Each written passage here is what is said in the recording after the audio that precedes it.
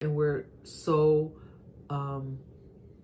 more focused on pleasing the other as opposed to listening to ourselves, we end up not listening to our spidey senses, and we end up in situations that leave us very vulnerable and compromise our safety.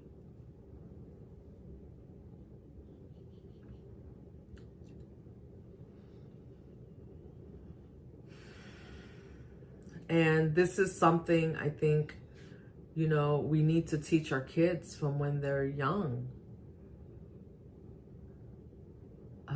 You know, the speaking up and saying no is not just about being defiant or about being mean. It's about acknowledging what makes you safe. What's safe for you and what's not safe for you. It's about acknowledging that gut feeling, your spidey senses, because your gut is your second brain.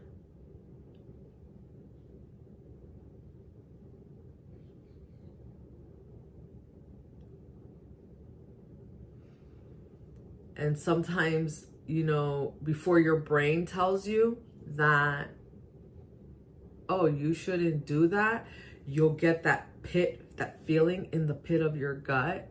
Have any of you ever had that? You'll get that feeling in the pit of your gut and you just know something's wrong.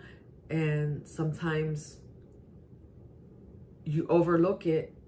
You overlook that feeling in the pit of your gut that says, no, I don't want to do this. No, this doesn't feel safe for me. No, I am exhausted and I don't have the bandwidth for this. You ignore it so that you can make someone else feel better.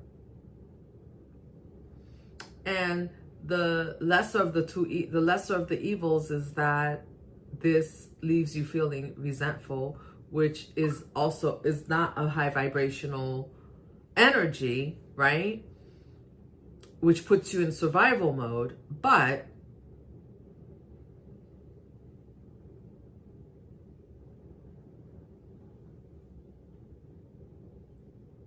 doesn't compromise you in ways that it can with a stranger. You know, sometimes when there's stranger danger, that gut feeling kicks in, but the inability to say no will allow you to get into a situation where